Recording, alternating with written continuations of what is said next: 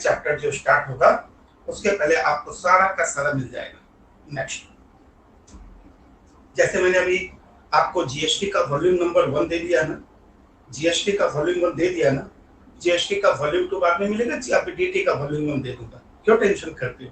ठीक है, जब एक बात सुनो, जब प्रिंट कराओगे ना वॉल्यूम 1 वॉल्यूम 2 साथ में करा, वॉल्यूम 1 और वॉल्यूम 1 यानी कि जीएसटी का वॉल्यूम 1 और डीटी का वॉल्यूम 1 को साथ में करा लीजिएगा। ठीक है, चलिए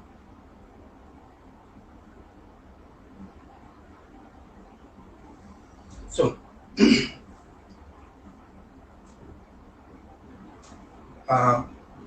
मैं आप लोगों को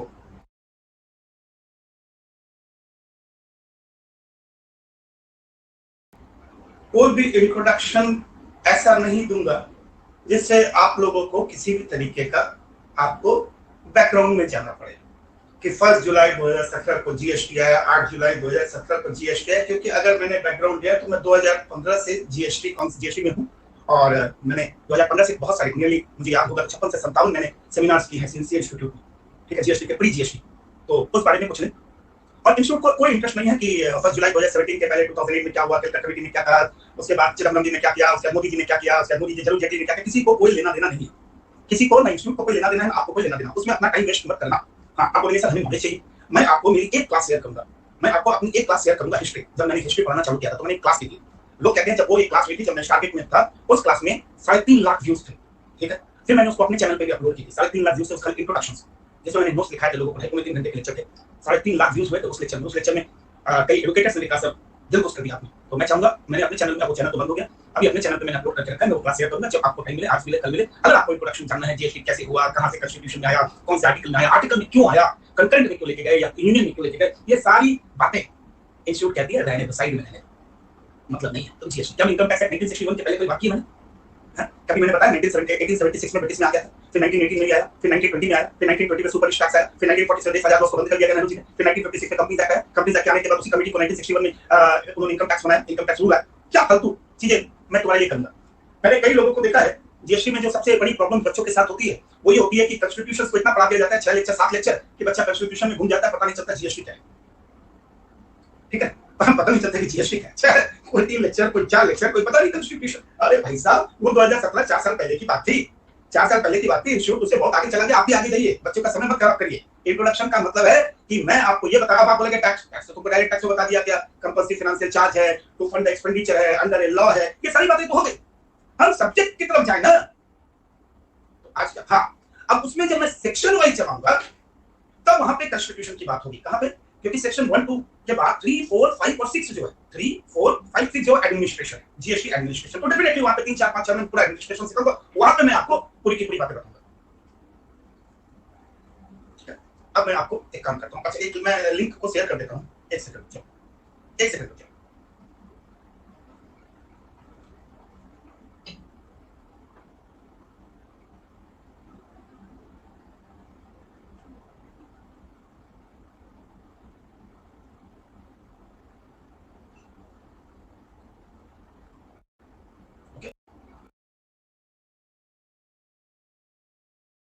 से वो है 1 से लेकर 50।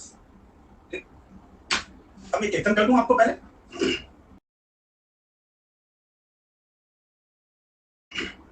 Section 1, name, extent and applicability. नाम क्या है तुम्हारा? Goods and service tax act 1 July 2017, but all nation one tax implemented on 8 of July 2017 because Jammu and Kashmir this assembly passed the GST resolution on 8 July 2017. Section 2 definition, section 3, 4, 5, 6 administration, section 7 supply, section 8 composite and mixed supply, section 9 chargeability, section 10 composition, section 11 exemption, section 12 time of supply of goods, section 12 13 time of supply of service, section 14 आपके syllabus में नहीं है, section 15 transaction value, जिस value के ऊपर GST देंगे, section 16 17 and 18 input tax rate, 18 19 20 आपके syllabus में नहीं है, 21 19 20 21 आपके सिलेबस में नहीं, 22 लाइबल फॉर रजिस्ट्रेशन, जीएसटी में आपका रजिस्ट्रेशन के लिए लाइबल होंगे, तब आवाज निकल के आएगी मूसा भाई, मूसा भाई, बोले मूसा भाई कौन? ओ मूसा भाई, make my trip to Nagaland. Musa भाई make my trip to Nagaland? हां, मेघालय, मणिपुर, मेघालय, मणिपुर, मिजोरम, त्रिपुरा। मूसा कौन हो गया? ठीक है, आप समझ लो उत्तराखंड हो गया है, अरुणाचल हो गया, इन लोगों के लिए एक लिमिट है और बाकी रेस्ट ऑफ इंडिया की एक लिमिट है 20 40 10। चल, सेक्शन 23 बोलता है नॉट लायबल फॉर रजिस्ट्रेशन। किसको करने की जरूरत है? मैं किसान हूं, आ गया ना फिर से फार्मर, फार्मर बोलता है मैं तो किसान हूं, मैं तो टोमेटो और पोटैटो ग्रो करूंगा, बेचूंगा, बेटा तू घर में आराम कर, तू मत, ठीक है। सेक्शन 24 बोलता है कंपल्सरी रजिस्ट्रेशन कराना पड़ेगा। अगर वर्षा वर्षा यूपी में रहती है और दिल्ली में कुछ गुड्स को सप्लाई करती है तो उसे कंपल्सरी रजिस्ट्रेशन कराना पड़ेगा, इंटर स्टेट होते कंपल्सरी रजिस्ट्रेशन है। सेक्शन 25 बोलता है प्रोसीड्यूर ऑफ रजिस्ट्रेशन, कैसे एप्लीकेशन करोगे, कितने दिन में करोगे, किसे डिस्ट्रिक्ट पर्सन कहते हैं कि कितने दिन के भीतर डिपार्टमेंट आपको रजिस्ट्रेशन को अप्रूव करेगा, क्योंकि इसमें अमेंडमेंट है, पहले 3 दिन होता था, 7 दिन के भीतर करेगा। फिर सेक्शन 26 में डीम्ड रजिस्ट्रेशन की बात है। फिर सेक्शन 27 में special provision for casual taxable person यानी कि बरसाती मेढक और नॉन रेजिडेंट टैक्सेबल पर्सन की बात है। सेक्शन 28 कहता है ना डॉक्टर ना नाम में अगर चेंज हो जाए, अगर कोई एडिशन डिलीशन रिटायरमेंट हो जाए या एड्रेस में चेंज हो जाए तो आप अमेंडमेंट करने की जरूरत होगी। सेक्शन 29 कहता है कैंसिलेशन, सेक्शन 30 कहता है रिवोकेशन, सेक्शन 31 कहता है टैक्स इनवॉइस कवरेज करेगा, सेक्शन 32 सबसे इंपॉर्टेंट है, सेक्शन 32 कहता है कि only registered person can collect the GST, only registered person, कोई और GST कलेक्ट नहीं कर सकता। मैंने क्या सेक्शन 32 कहता है। सेक्शन 33 कहता है once you pay the GST you have to indicate the amount of GST in every document। Section 34 debit note और क्रेडिट नोट की बात करेगा। सेक्शन 35 और 36 बुक्स ऑफ अकाउंट्स कैसे मेंटेन होगा उसकी बात करेगा। सेक्शन 37 में GSTR 1, सेक्शन 38 में GSTR 2, सेक्शन 39 में GSTR 3B, सेक्शन 40 में फर्स्ट रिटर्न वो पहला प्यार, 41, 42, 43 आपके सिलेबस में नहीं है। 44 में फाइनल एनुअल रिटर्न जिसे हम कहते हैं GSTR 9, 9A, 9B, 9C, फिर आएगा 45। सेक्शन 45 कहता है कि भाई साहब फाइनल रिटर्न अलविदा, इसके अलावा मैं नहीं आऊंगा GSTR 11 यानी कि जब बिजनेस को बंद कर दोगे तब। फिर सेक्शन 46 कहता है चिरकुट को नोटिस, वो लोग जिन्होंने एनुअल रिटर्न नहीं फाइल किया, जिन्होंने GSTR 3B नहीं फाइल किया उनको नोटिस जाती है। सेक्शन 47 कहता है इनके ऊपर फाइन लगा। 48 कहता है goods and service tax practitioner. Section 49 कहता है payment of tax and section 50 कहता है इंटरेस्ट। ऐसे सीखना है आपको। कितनी क्लास लगेगी सर ये सीखने में? Maximum 5 lecture, maximum 5 lecture. 5 lecture में आपको सारे सेक्शन याद हो जाएंगे। 5 लेक्चर माने 15 दिन, 15 दिन 5 लेक्चर मतलब 15 दिन में आपके ये सारे सेक्शन आपके हो जाएंगे। कॉपी खोल लो। हाँ बेटा, जैसे आपके डीटी के सेक्शन याद हो गए ना, अभी आपके कोई रात को नींद में उठा के एक सेक्शन पूछ लेना डीटी के तो कह डालोगे सामने वाले के ऊपर। जीएसटी में तो कह नहीं, उसके ऊपर सुनामी ला दोगे तुम लोग, क्योंकि वहां सेक्शन ज्यादा है, यहाँ सेक्शन सीक्वेंस में है। ध्यान से रहेंगे। भगवान का नाम लो, माता रानी का नाम लो, अपने खुदा का नाम लो, और इस पेपर में केवल एक टारगेट लेकर चलना है, 40 में 35 के नीचे नहीं आना चाहिए। 40 में 35 के नीचे नहीं आना चाहिए, क्योंकि उस 60 में 40 मेरी जिम्मेदारी है, उस 60 में 40 मेरी जिम्मेदारी है, इस पेपर में 35 भी मेरी जिम्मेदारी है। मैं 70 की तैयारी करा के भेजूंगा, उसके ऊपर लानी तुम्हारी जिम्मेदारी है। मैं 70 नंबर ला दूंगा, तुमको जमसन दिला दूंगा, ये गारंटी मेरी, चाहे कुछ भी हो, तो उसके बाद फिर तुम्हारी मेहनत है। जीएसटी है क्या? इंट्रोडक्शन याद है ना, इनकम टैक्स कैसे सीखे थे? Every person is liable to pay the tax on their income as per residential status. एक ही लाइन से डीटी सीखे थे ना, एक लाइन से, यहां भी एक लाइन से सीखेंगे। देखो, एक लाइन से जीएसटी सीखेंगे। आज इंट्रोडक्शन का लेक्चर ठीक से पढ़िएगा, कल से मटेरियल खोलेंगे। GST is a tax. Agree? Tax मतलब compulsory execution of money under a law और compulsory finance charges, fiscal charges under a law, एक ही बात है। GST is a tax on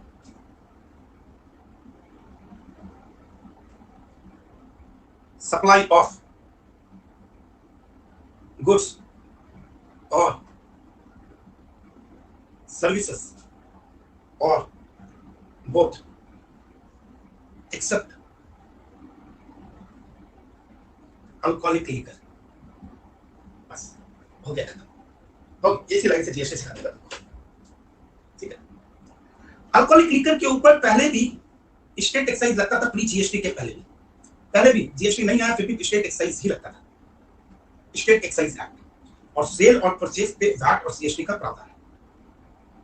तो आज भी अल्कोहलिक लिकर के लिए मैं कहता हूं कभी नहीं, जीएसटी उसके ऊपर कभी नहीं आएगा, कभी नहीं आएगा, कभी भी नहीं आएगा, कभी भी नहीं आएगा। तो इसी के कारण एक लड़के के मन में आ जाता है कि सर एक और चीज है, तो मैं आपको बता दूं, एक सेक्शन है 9 सबसेक्शन 2, उस 9 सबसेक्शन 2 में 5 पेट्रोलियम प्रोडक्ट है, जिसके लिए लिखा गया है अभी नहीं आएगा, कभी भी आ सकता है। दोनों के बीच का डिफरेंस समझ गए? दोनों के बीच का डिफरेंस समझ गए? ये कभी नहीं आएगा और ये अभी नहीं है, कभी भी आ सकता है, कभी भी आ सकता है, क्योंकि एक्ट में इसको इंक्लूड किया गया है। पर अल्कोहलिक लिकर को तो जीएसटी एक्ट में ही नहीं लाया गया है, इसलिए, और इसको अभी के लिए तो शांति है, तो हम इसको क्या कहते हैं, नॉन टैक्सेबल आइटम कहते हैं। क्या कहते हैं? Non taxable item. चलो ठीक है। ये जीएसटी इंट्रोड्यूस कब हुआ था?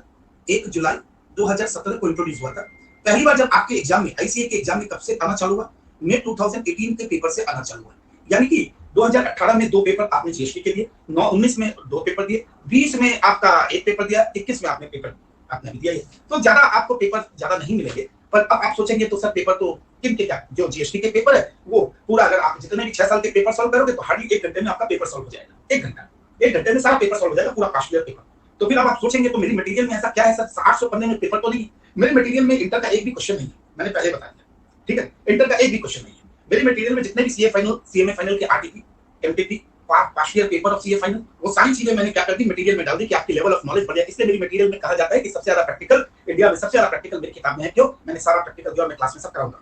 अच्छा, ये जो है ना, जिसने कहा आज के टाइम में वन नेशन वन टैक्स है दोस्त, पूरे देश में एक ही टैक्स है। जीएसटी का ऐसा नहीं है, एक्सटेंट क्या है इसकी, पूरी की पूरी इंडिया में एक्सटेंट एप्लीकेट है। लोगों को लगता है जम्मू एंड कश्मीर, यानी जम्मू एंड कश्मीर अपना हिस्सा है, अपना सर बॉडी का एक हिस्सा है, वो भी है, तो उसको तुम लोग क्यों एक्सक्लूड कर लेते हो? या इंडिया मतलब जब बोल रहे हैं कि ऑल ओवर इंडिया मतलब सब कुछ है, तुम लोग क्या बीच में आ एक्सटेंट टू ऑल इंडिया, क्या होल ऑफ इंडिया क्या? भाई तुम लोग इसका मतलब तुम कुछ जम्मू एंड कश्मीर वाला कर लेते हो यार, ठीक है, ओके, बात खत्म।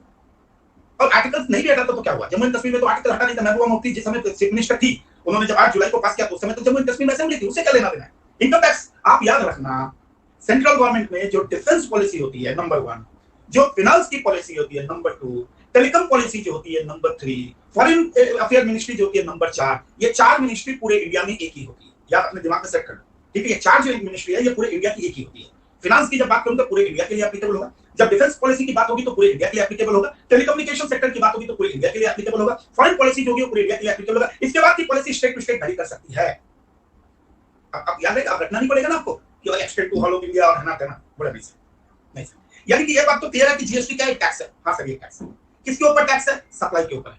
अब आपके मन में आएगा गुड्स और सर्विसेज, मैं बाद में गुड्स और सर्विसेज की बात करूंगा, सबसे पहले मैं बात करूंगा सप्लाई की। ये जितनी सप्लाई की इंसिडेंस तो सप्लाई है ना, पूरा का पूरा इंसिडेंस ही जीएसटी का। जब सप्लाई, अगर मुझे सप्लाई सीख गया है और मुझे आज की क्लास में जिंदगी भर के लिए सप्लाई याद हो गया, तो उसके बाद आपको लगता है कि कभी जिंदगी के पीछे मुड़ के देखने की जरूरत है? आई प्रॉमिस, आज की क्लास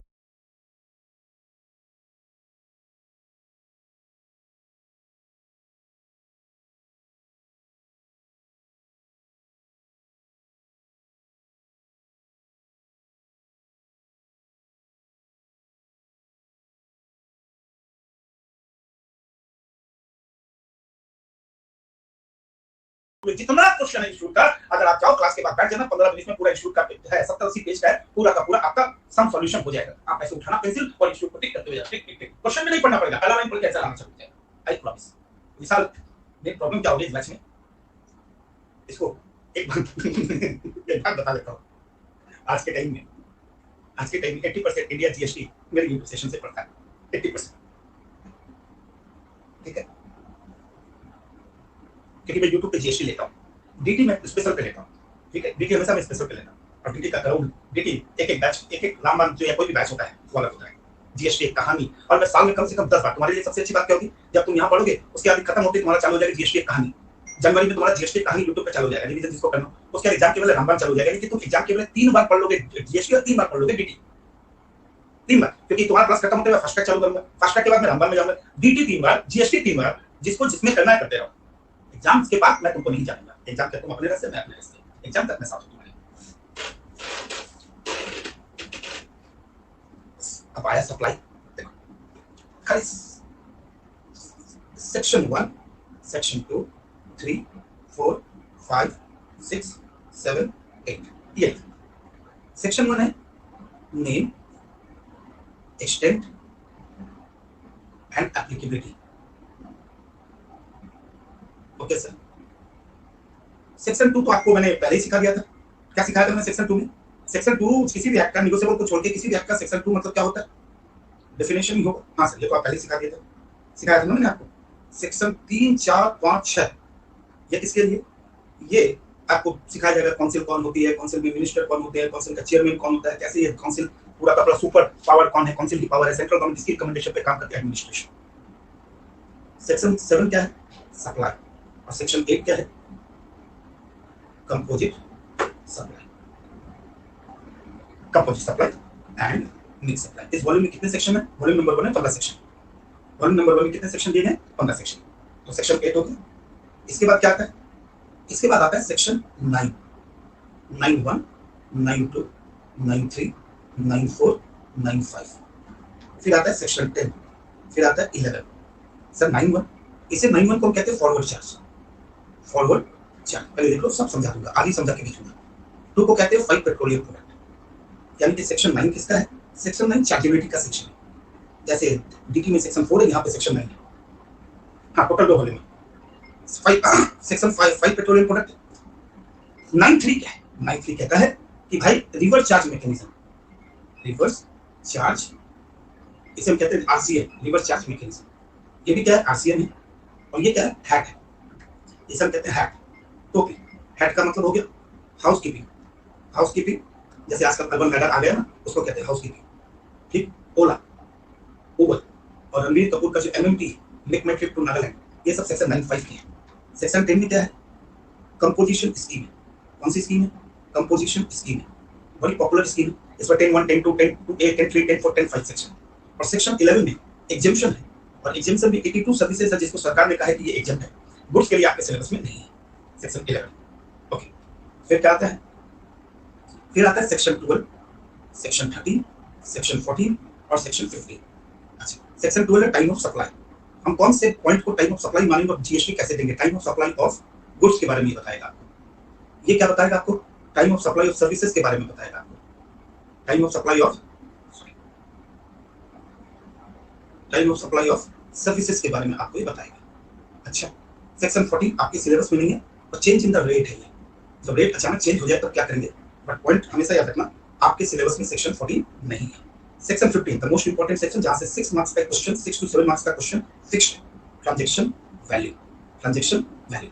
इसको हम लोग पढ़ते कैसे, इसको हम लोग पढ़ते 15 subsection 1 plus 15 subsection 2 minus 15 subsection 3। ठीक है, ये ऐसे पढ़ते हैं, याद रखना। ये प्रैक्टिकल है पी, ये प्रैक्टिकल है पी, और ये भी प्रैक्टिकल है पी। ये 3 जो चैप्टर है, यहां से आपके 10 नंबर के क्वेश्चन बनते हैं। ठीक है, क्या बेटा, सर जीएसटी का वॉल्यूम 2 में सेक्शन 16 से 50 बेटा, वॉल्यूम 2 में शुरू सेक्शन 16 to 50। ओके, क्या तुम्हें सेक्शन याद नहीं होंगे, कंटेक्स्ट याद हो जाएंगे, सारे के सारे सेक्शन याद हो जाएंगे, लिख दिया ना, अब तुम कर दोगे। Section 1 name extent applicability, section 2 definition, 3 4 5 administration, section 7 में सप्लाई, 8 में कंपोजिट, 9 में चार्जेबिलिटी, 10 में कंपोजिशन, 11 में एग्जेम्पशन, सेक्शन 12 में टाइम ऑफ सप्लाई गुड्स, 13 में time of supply services, and section 14। क्या पागलपंती की बातें करते रहते हो, डीटी का वॉल्यूम कब होगा, बोल दिया, एक बार समझा देता हूं, समझते क्यों नहीं हो यार। एक ही क्वेश्चन को थक क्या बोलते बोलते सूरज भाई, कैसे क्या करूं मैं बेटा, बता। अच्छा सर, जीएसटी में 10 मार्क्स का ही प्रैक्टिकल आता है, जीएसटी में 30 मार्क्स का प्रैक्टिकल आता है, 25 मार्क्स का प्रैक्टिकल आता है, बाकी जो बात है वो प्रैक्टिकल ही है, थ्योरेटिकल बहुत ज्यादा कुछ है नहीं इसमें। लोगों ने इसे थ्योरी बना दिया, जीएसटी को लोगों ने थ्योरी बनाया, पर जीएसटी थ्योरी है ही नहीं, GST is practical, practical includes case study also. Practical का मतलब बेटा केस स्टडी है आल्सो, ठीक है ना। प्रैक्टिकल का मतलब ये नहीं कि एकदम numerical, numerical is not a practical, numerical plus case study, reasoning, that's the GST. तो पूरा पेपर तुमको वही मिलने वाला है, ठीक है। तो घबराने की बात नहीं है, बिंदास रहो, जीएसटी तो खून में ऐसे ही चला जाएगा 2 क्लास में, 2 3 लेक्चर में तुमको समझ में आ जाएगा। जीएसटी तो अभी कर लो, अभी खत्म कर लेते, याद कर लेते 3 4 बार। जीएसटी सैटरडे और संडे को होगी नदीम भाई, सैटरडे 10:15 से 12:15 और संडे को 10:15 से 12:15, 2 घंटे का लेक्चर। सेक्शन 93 में लिखा रिवर्स, ओके नदीम भाई, रिवर्स चार्ज मैकेनिज्म। देखो फिर पूछ रहा है सर कौन कौन से दिन होगी, क्या यार, अभी बताया मैंने, उसी को बताया, नबी को ही बताया, फिर पूछ रहा है कि कब कब होगी।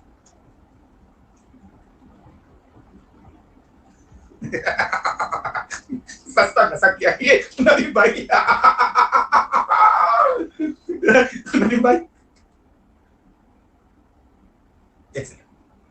सेक्शन 9, 3 और 4 दोनों, यस बेटा, सेक्शन 9, 3 और 4 दोनों ही आरसीएम है। कॉन्सेप्ट थोड़ा सा अलग है, परदेसी कॉन्सेप्ट 9 का अलग है, 3 का अलग है, ठीक है। अब स्टार्ट करो। सेक्शन 11 में एग्जेम्पशन है, सेक्शन 11 में एग्जेम्पशन है। सर आईडीटी कितना लेक्चर में खत्म हो गया, टोटल 45 घंटे में खत्म किया बेटा। अब अपने आप लेक्चर काउंटिंग करो, खत्म मत बोलो, ज्ञानी सर की क्लास में कभी भी खत्म नहीं हो सकता है। ज्ञानी सर की क्लास में खत्म का मतलब तुम्हें याद कैसे पूछा, हमें कब तक हमारा हो जाएगा, ऐसे मत पूछा सिलेबस कब तक खत्म हो जाएगा, ये पूछा करो हमारा कब तक हो जाएगा, कब तक हमारा हो जाएगा, कब तक हमें याद हो जाएगा। 45 घंटे में हमारा हो जाएगा, हमारा मतलब यू आल्सो इंक्लूड। अभी तक ये लोग सेक्शन 6 में है, अरे नालायक लोगों, कितनी अच्छे से लिख के देता हूं, फिर तुम लोगों को ये प्रॉब्लम है। लोग सेक्शन ढूंढते हैं, ज्ञानी सर के बच्चे पहला क्लास से सेक्शन याद करते हैं, याद करते नहीं, याद उनको होता है।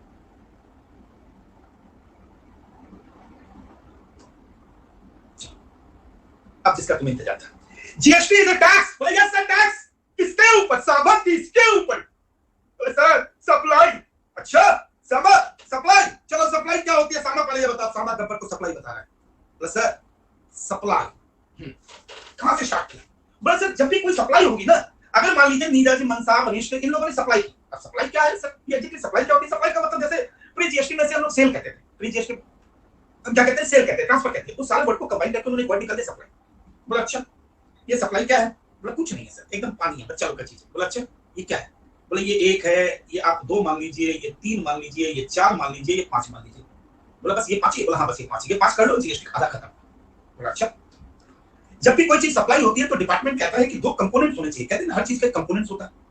बोला हाँ सर 2 कंपोनेंट्स होने चाहिए कि जो काम आप कर रहे हो आपके बिजनेस के लिए कर रहे हो। किसके लिए कर रहे हो दोस्त? बिजनेस के लिए कर रहे हो। माने अगर मैं कैलकुलेटर बेच रहा हूं तो अपने बिजनेस के लिए बेच रहा हूं। इसका मतलब सब और डिटेल्स में बेटा तुम्हारे घर में कई रद्दी सामान है, अभी दिवाली आ रही है, मम्मी झाड़ा पोछा करेगी तो कई सारे रद्दी सामान निकलेंगे, तो बचते रहना, कई लव लेटर हम लेके जाए मम्मी के हाथ में। तो जितने रद्दी के सामान है, कबाड़ है, पर्सनल है, गाड़ी है ना, जो आपकी पर्सनल चीज है, आप किसी को बेच देंगे तो जीएसटी नहीं लगेगा, क्योंकि वो आपका बिजनेस नहीं है। ठीक है, क्योंकि वो आपका बिजनेस नहीं है। इसलिए सप्लाई का कॉन्सेप्ट तभी आएगा जब आपका बिजनेस वर्ड होना चाहिए। अच्छा दूसरा, पैसा तो सबसे ज्यादा जरूरी है, पैसा भी होना चाहिए। ऐसा नहीं कि मैंने कुछ सेल कर दिया और पैसे नहीं आए।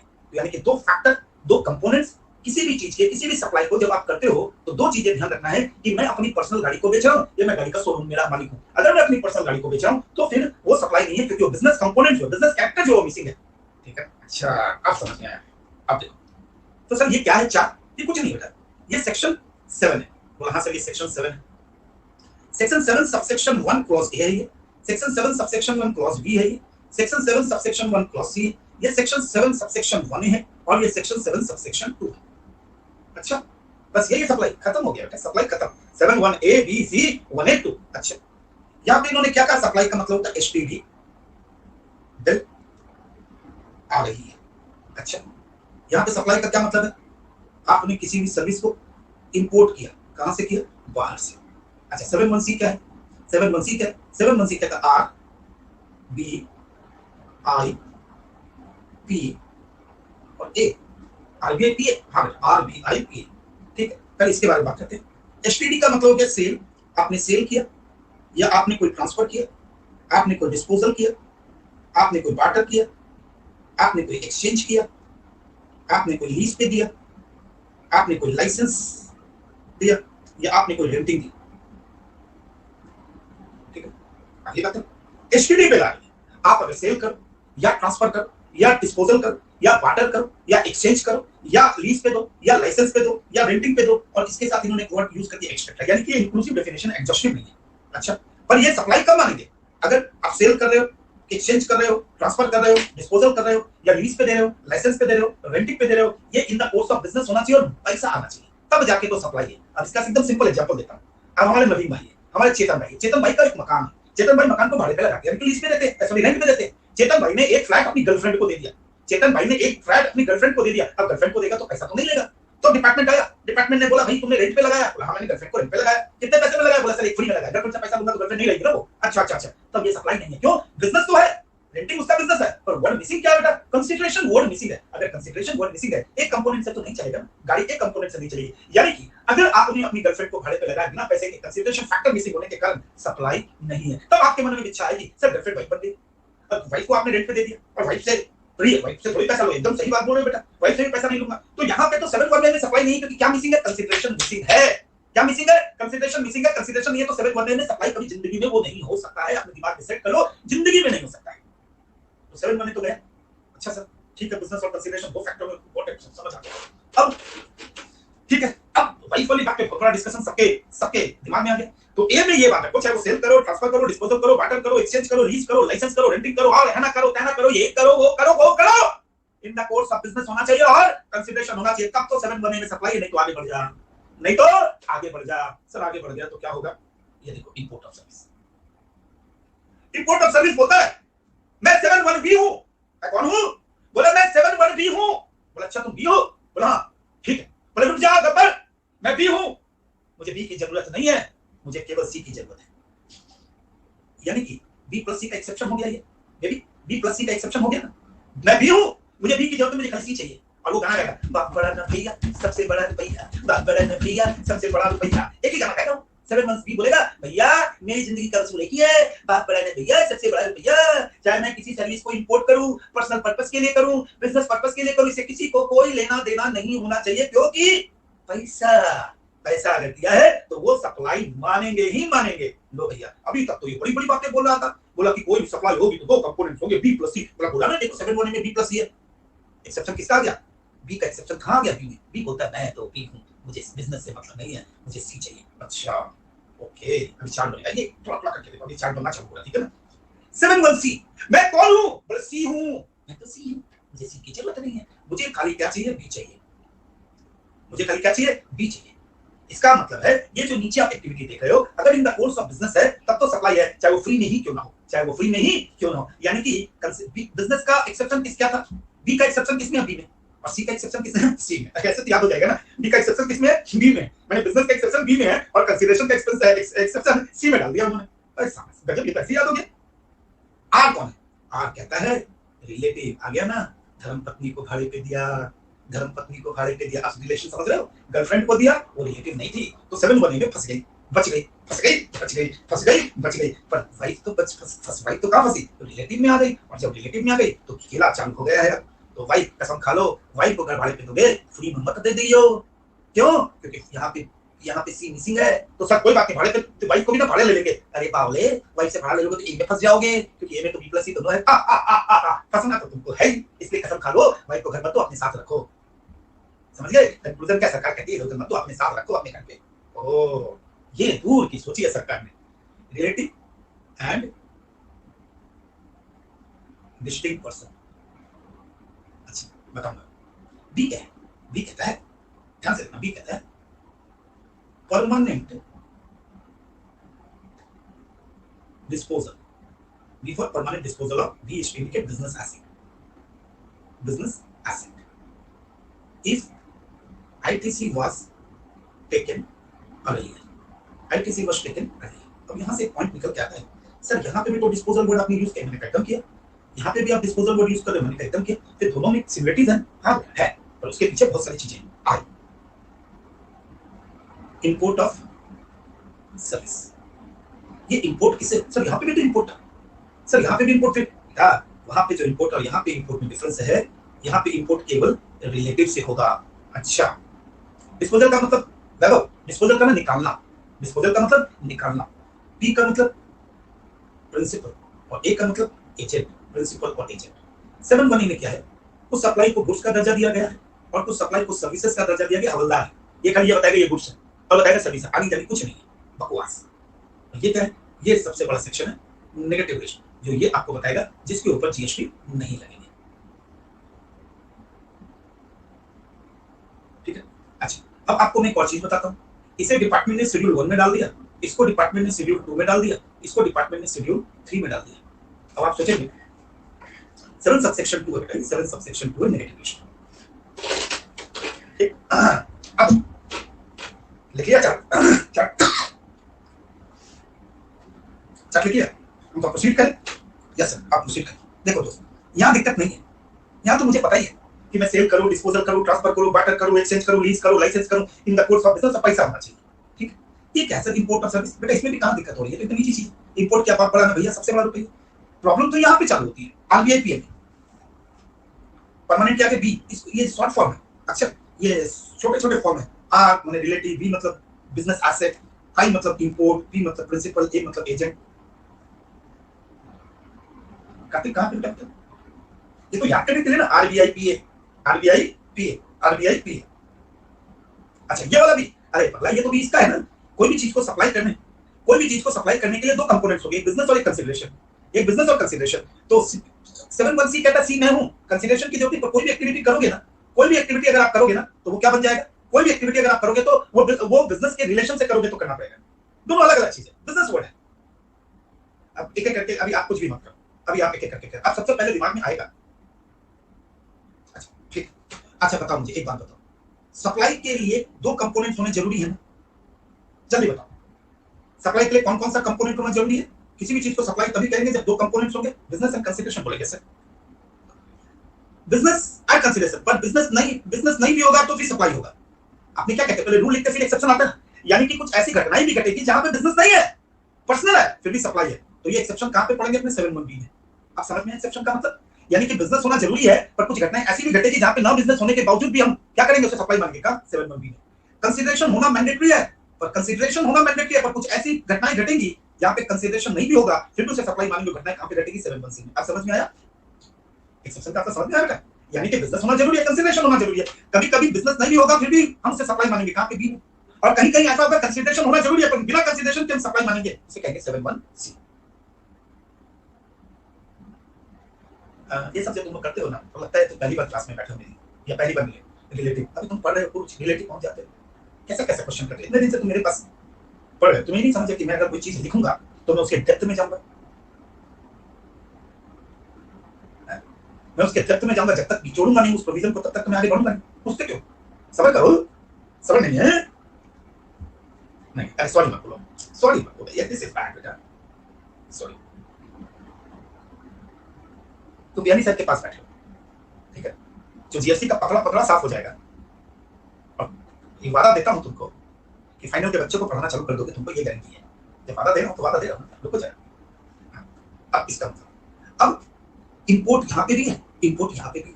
इस पॉइंट में मैं ज्यादा डिस्कशन नहीं करता हूं। बोला क्यों नहीं डिस्कशन करते हैं सर? क्या डिस्कशन करो यार, क्या डिस्कशन करो? सेल किया पैसा लिया, सप्लाई, कैलकुलेटर बेचा पैसा लिया, लैपटॉप बेचा पैसा लिया, कैलकुलेटर ये पैसा लिया, इसमें क्या डिस्कशन करना है? कुछ भी बेचा, दुनिया में कुछ भी करो। सर मैंने कल हेयर कटिंग कराने गया। अच्छा तुम हेयर कटिंग कराने गए? बोला सर वो जब हेयर कटिंग कर रहा था ना उस बंदे ने रो रहा था, मैंने उससे पूछा क्या हुआ? तो मुझे बोल रहा था कि मेरी सैलरी इनकम हुई है, मैं टैक्स करता हूं। मैंने उसको समझा दिया पूरा। अच्छा तुमने पूरा समझा दिया? हां। फिर ना मैं जब वहां से उठा तो उसने मुझसे पैसे नहीं लिए, बट तुमने उसको टैक्स की कंसल्टेंसी सर्विस दी, सामने वाले ने कंसिडरेशन के रूप में तुम्हारा हेयर्स काट दी, ये बात है। बोला सर एक्सचेंज भी तो ऐसे करना है। मेरे पास पुरानी अल्टो गाड़ी है, टिंग टिंग टिंग टिंग टिंग, पुरानी अल्टो गाड़ी, मैं मारुति शोरूम में गाड़ी को रुका, मैंने कहा मुझे नई गाड़ी चाहिए। और ठीक है 5 लेवल गाड़ी, कितने दाम है? 5 लाख रुपए। ये गाड़ी लेंगे आप? 50,000 दे दूंगा इसका। मारुति शोरूम वाले ने 50,000 रुपए में गाड़ी देने की, वो कितने में? अब पुरानी गाड़ी के लिए तुम नई गाड़ी के लिए तुमको 4.5 लाख रुपए देना, पुरानी गाड़ी तुमने दे दी, ये एक्सचेंज है। ये क्या है? एक्सचेंज है। आप जो पुरानी गाड़ी दे रहे हो आपके लिए सप्लाई नहीं, क्योंकि आपकी पर्सनल गाड़ी है, पर मारुति शोरूम वाले के लिए तो सप्लाई हो, तो 5 लाख के ऊपर जीएसटी देगा ना, ये एक्सचेंज है। छोटी छोटी चीजों से निकल के आ रहे हैं। अभी आपका पूरा कंसंट्रेशन 7(1)(c में चला है, क्योंकि सी से हम बी और ए में आएंगे, समझ गए? सी से हम कहां आएंगे? बी और ए में आएंगे, क्योंकि सी सबसे इंपॉर्टेंट है, सी शेड्यूल नंबर 1। जब मैं सेक्शन 7(1)(c की बात करता हूं, 7(1)(c की बात करता हूं तो मुझे क्या निकल के आता है? सर आर आता है, बी आता है, आई आता है, पी आता है और ए आता है, ये निकल के आते हैं ना। बोला हां सर। आर का मतलब रिलेटिव, बी का मतलब permanent disposal of business asset, I का मतलब इंपोर्ट ऑफ सर्विस, पी का मतलब प्रिंसिपल, ए का मतलब असेट। अब सबसे पहले आपके मन में क्या आएगा? सर रिलेटिव कौन है सर? आपके मन में सबसे पहले ये क्वेश्चन आए, रिलेटिव कौन है? फिर हाँ सर। लो बेटा, रिलेटिव का मतलब मेरे लिए स्पाउस प्लस चिल्ड्रन। मेरे लिए कौन है? Spouse plus children. बोला अच्छे से, अच्छा समझ गए। Then dependent mother, father, brother, sister, grandfather, grandmother, ये हो गया मेरा रिलेटिव का डेफिनेशन। खत्म। क्या तुम लोग इतना सोच रहे हो? क्या वेट कर रहे हो क्या कि मैं डेफिनेशन पढ़ाऊंगा, रिलेटिव तुमको सिखाऊंगा? बात है अभी सीख लो। स्पाउस एंड चिल्ड्रन तो आपके रिलेटिव है, वहां डिपेंडेंट इंडिपेंडेंट नहीं है, ठीक है? रिसेंट और कौन है? Dependent mother, dependent father, dependent brother, dependent sister, grandfather and grandmother, दादाजी दादी जी। वाइफ के घर वाले यहाँ पे नहीं आते, यहाँ पे नहीं आते। वाइफ के लिए वाइफ वाले रिलेटिव है, ठीक है? ये अपनी रिलेटिव की डेफिनेशन है। स्पाउस मतलब पत्नी होती है बेटा, पति के लिए पत्नी और पत्नी के लिए पति। हाँ यहाँ पर डिपेंडेंट होना, मम्मी पापा भाई बहन दादाजी दादी जी, वो रिलेटिव की डेफिनेशन में जीएसटी में तभी फॉल करेंगे अगर वो डिपेंडेंट है, डिपेंडेंट है। स्पाउस हस्बैंड के लिए वाइफ और वाइफ के लिए हस्बैंड को स्पाउस कहा जाता है। डिपेंडेंट, हाँ डिपेंडेंट मतलब आप अपनी जिंदगी की रोजमर्रा की जिंदगी के लिए अगर वो मेरे पे डिपेंडेंट है उसे डिपेंडेंट वर्ड कहते हैं। आगे बढ़े तो सर ये तो रिलेटिव हुआ, ये तो रिलेटिव से ज्यादा इंपॉर्टेंट हुआ, ये इसे हम लोग नाम देंगे फैमिली। क्या नाम देंगे? रिलेटिव से ज्यादा इसको अपने बोलेंगे फैमिली। क्या बोलेंगे? फैमिली, यानी कि ये फैमिली है। अच्छा ये फैमिली है, हाँ बेटा ये तो फैमिली हो गई ना, तो रिलेटिव इंक्लूड फैमिली, ये तो सर किसी ने नहीं बताया।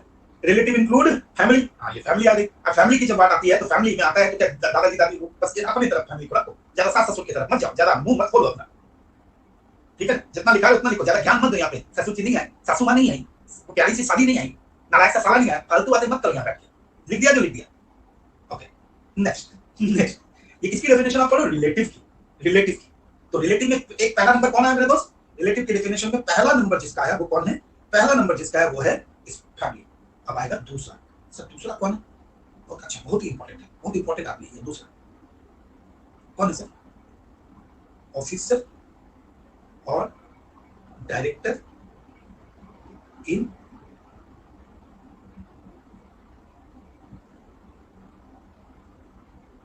One another business.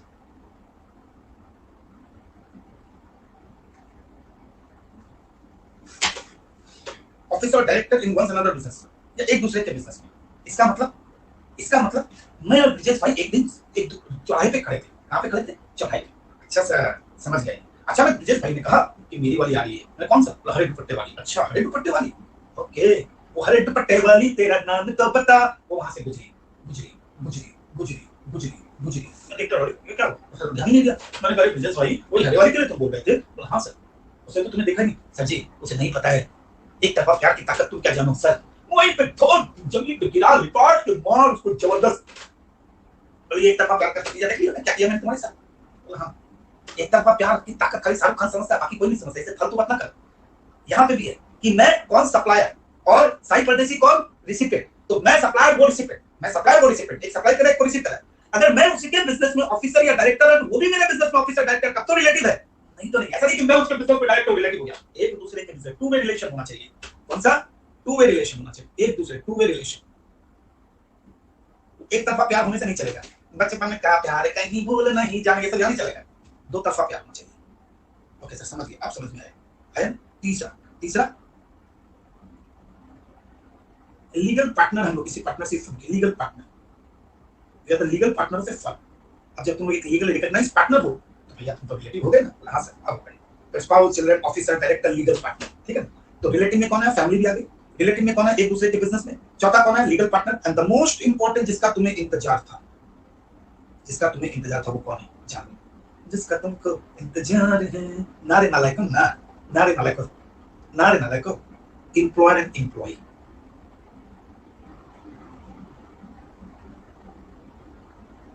हो गया रिलेटिव।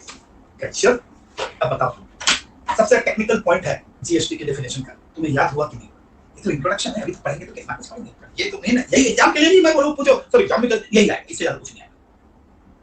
तो रिलेटिव याद होगा। रिलेटिव में इंक्लूड्स फैमिली मेंबर, एक दूसरे के बिजनेस में ऑफिसर और डायरेक्टर, या हम लोग लीगल पार्टनर है, या एम्प्लॉय का रिलेशनशिप भी कहां लेके जाता है हम लोग को? रिलेटिव के जैसे। नहीं, ऐसा नहीं लिखा तो नहीं आएगा बेटा। हां, एम्प्लॉय फोर्थ पॉइंट। अभी तो पॉइंट भी समझाओ।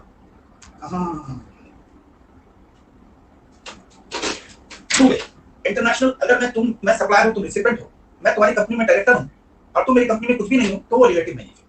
एक दूसरे के बिजनेस में हम लोग को होना पड़ेगा। टू वे मतलब मैं भी हूं और आप भी हो, मैं भी हूं और आप भी हो, मैं भी हूं और आप भी हो, ठीक है। देखो ध्रुव, इधर उधर के क्वेश्चन मत करके और एक जगह पे अटक जाओ। फालतू के क्वेश्चन करके कोई फायदा नहीं होगा, ठीक है ना ध्रुव? जितना फालतू के क्वेश्चन पूछे तो उतना अपने आप को गड्ढे में डालोगे।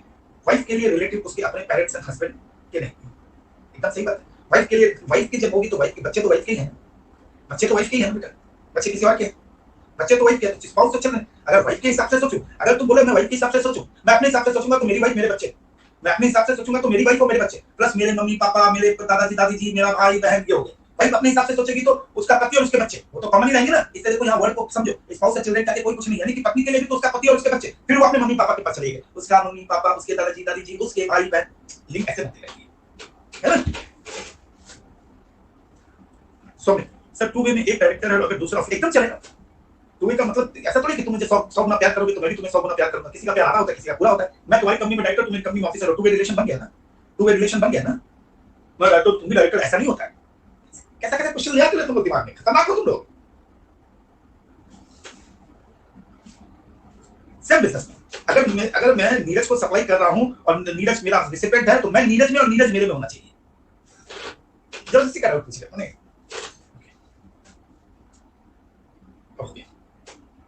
सर फिर तो जिम्मेदारी वाइफ मम्मी पापा, वाइफ पे डिपेंडेंट नहीं होता। मैं क्या कर सकता हूं बताओ उसके लिए? वाइफ के मम्मी पापा जब वाइफ पे डिपेंडेंट कुछ कर नहीं सकता बेटा। I don't care any issue बेटा। ठीक है, मैं लड़ाई नहीं करूंगा, कल जाके बात करूंगा। वो जो लड़ाई कर लूंगा डिपार्टमेंट से जाके कि तुमने ऐसा क्यों किया। अब कोई नालायक है जो ये भी पूछ रहा है कि तीसरा पॉइंट, अब मैं तीसरा पॉइंट में क्या बताऊं बेटा? जब भी मैं बेटा रिसर्च में बात करता हूं ना, डॉक्टर एंड संतोष में स्टेट डॉक्टर एडवोकेट भी आ जाते हैं बाय डिफॉल्ट आते हैं, ठीक है, ठीक है। अब तीसरा क्वेश्चन मुझसे पूछा गया कि पार्टनर, अब इसमें पार्टनर में मैं तुमको क्या समझाऊं? सीए कर रहे हो या कहां से आए हो उठ के?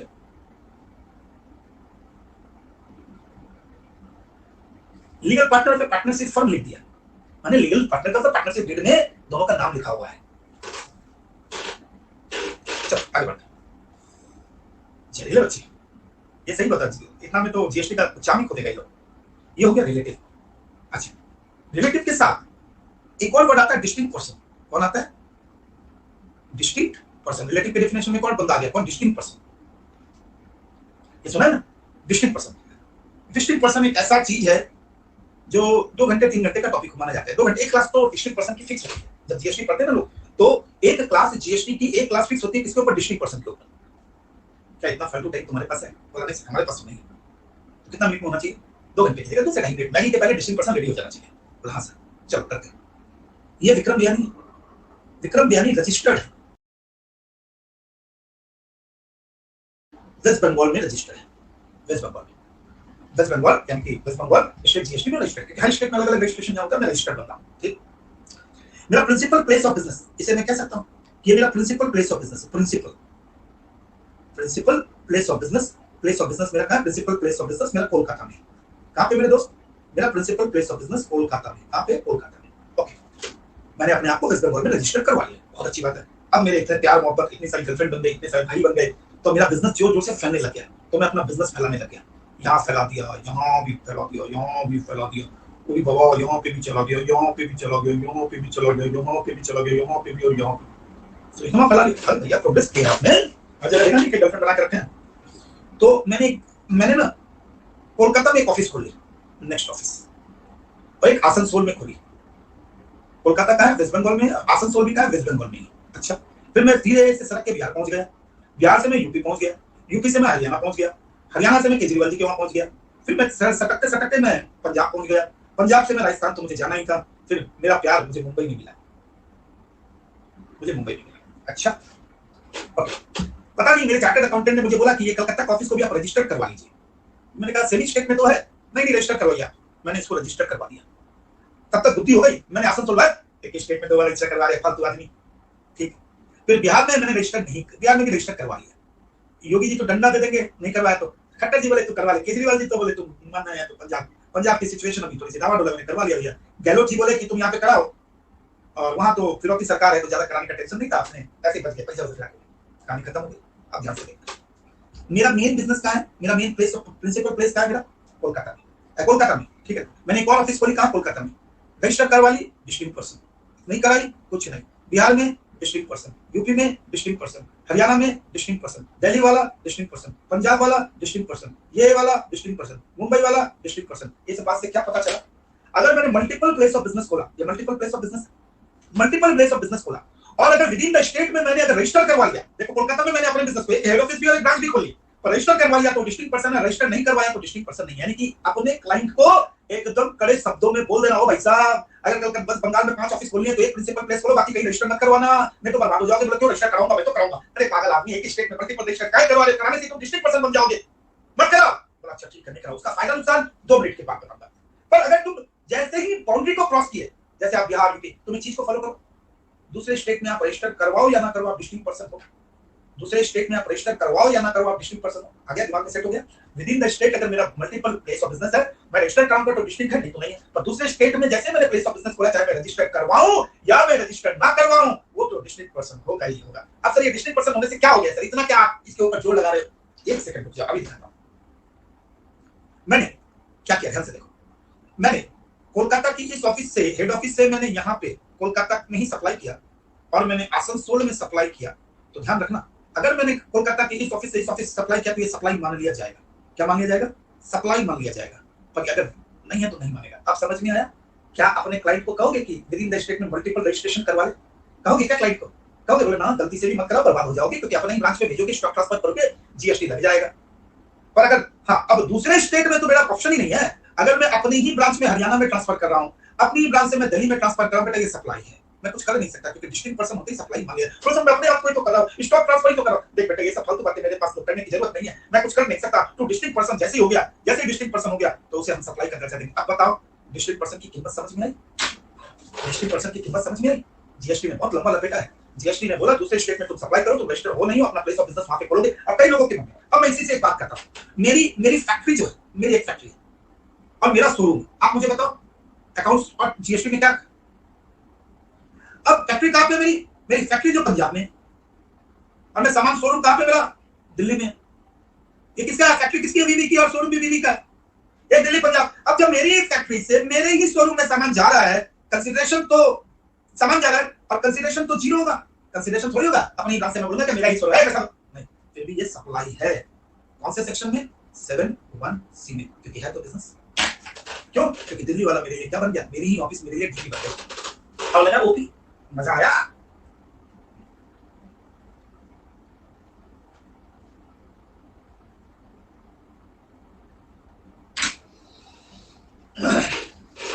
अब ये सब चीजें सीखने के लिए आपको 10-12 लेक्चर तक वेट करना पड़ता है।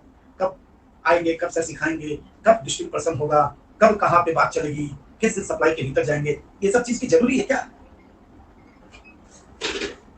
ये सब चीज जरूरी है क्या? पहली क्लास में पूरा जीएसटी उतर जाना चाहिए आपके दिमाग, पहली क्लास में जीएसटी उतर जाना चाहिए, दूसरी क्लास से तो एकदम तूफानी वेग में निकल जाना चाहिए। एक बंदे ने मुझसे पूछा, अगर दूसरी स्टेट में 2 जगह है तो भी, हाँ बेटा 2 बार डीपी मानेगा। देखा, दूसरी स्टेट होते बेटा 2-4 जगह में डीपी मानेगा। किसी ने मुझे पूछा कि अकाउंटेंट सर ब्रांच अनरजिस्टर्ड कहां पे? ब्रांच अकाउंटेंट पहले ये बताओ, ब्रांच कहां पे? पंजाब में, या फिर मेरी पंजाब में फैक्ट्री है, मैंने अपने मेरा फैक्ट्री मैंने यहां पे अपने आप को रजिस्टर करा के रखा है पंजाब में। पंजाब में, अच्छा मैं इसको और डेवलप कर देता हूं, आपकी डिमांड है ना, चलो मैं एक और डेवलप करता हूं। पंजाब में फैक्ट्री है एक, यहां पे मेरा एक शोरूम है, मेरा पंजाब में। ये फैक्ट्री का है मेरी पंजाब, ये फैक्ट्री का मेरी लुधियाना में, लुधियाना में, ठीक है। मैंने एक अमृतसर में मेरा एक शोरूम है, कहां पे? मेरा अमृतसर में एक शोरूम है। ओके सर, अमृतसर में शोरूम, हाँ मेरा अमृतसर में शोरूम है, ठीक है सर। और मेरा लुधियाना है, अमृतसर है, एक चंडीगढ़ में भी है, चंडीगढ़ में, और कुछ ले लो, चंडीगढ़ अलग में मान ले जाएगा, जलंधर में। मेरे चार्टर्ड अकाउंटेंट ने मुझसे ये रजिस्टर करवा लिया था, ठीक है, रजिस्टर करवा लिया था, बोला रजिस्टर कर लो। दूसरी बात तो मैं होशियार हो गया, मैं ना कर।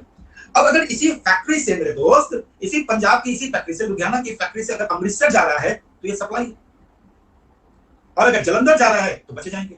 और मन में कुछ है, और मन में कुछ शंका है भी क्या? या अभी भी तुम लोगों के मन में शंका है तो बेटा ये शंका तो कैसे दूर करूं वही बता देंगे। इतने अच्छे से तुमको समझा के डिस्ट्रिक्ट पर्सन, भरोसा कर लो, भरोसा कर लो। कोई भी दुनिया के इंडिया में किसी भी लेक्चरर के वहां चले जाओ, डिस्ट्रिक्ट पर्सन की क्लास करके आ जाओ, 2 घंटे की, 2 घंटा देगा, 2 घंटे की करके आ जाओ, उसके बाद भी ना समझ में आएगा। क्या क्वेश्चन पर लिखता कैसे रे आकाश भाई? सर पंजाब में फैक्ट्री और दिल्ली में शोरूम है, और शोरूम से दिल्ली में ही भेजा जा रहा है, शोरूम से दिल्ली में भेजा जा रहा है, दिल्ली में जहां भी भेजा सप्लाई है। अब दिल्ली में किसको भेज रहे हो? हाँ, सब इसे सप्लाई नहीं मानेंगे। गौरी, जब पंजाब की इस फैक्ट्री से मैं जलंधर के शोरूम में सप्लाई करूंगा तो इसे सप्लाई नहीं मानेंगे। सप्लाई नहीं है तो जीएसटी नहीं है, सप्लाई नहीं है तो जीएसटी नहीं है, सप्लाई नहीं है तो जीएसटी नहीं है।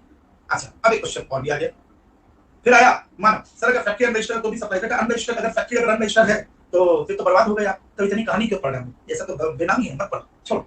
अनरजिस्टर्ड सप्लाई करता है तो जीएसटी नहीं लगता है, ये सब बेकार की बातें छोड़ो, फिर ये सब बंद कर दिया, नहीं पढ़ेंगे। अब क्या सर? आशीष सर मैं ऑफिस पंजाब और 4 शोरूम दिल्ली में, और मैंने दिल्ली में रजिस्टर करवाया है, तो मैं दिल्ली में एक ब्रांच पे मंगवाता हूँ क्योंकि सप्लाई माना जाएगा। उसके बाद मैं दिल्ली की एक ब्रांच से दूसरे ब्रांच, एकदम बच जाओगे, एकदम बच जाओगे तुम। अगर मेरी फैक्ट्री पंजाब में है और दिल्ली में वेयर हाउस है, ऐसा नहीं बोलो, ऐसा एग्जांपल ऐसे नहीं होता है, ऐसे एग्जांपल आशीष ऐसे एग्जांपल होता है। एग्जांपल को ऐसे फॉर्मुलेट करना चाहिए, तुम लोग छोटे हो, एग्जांपल को फॉर्मुलेट कैसे करना, ठीक है। फैक्ट्री कहां है? पंजाब में। फैक्ट्री कहां है? पंजाब में, ठीक है।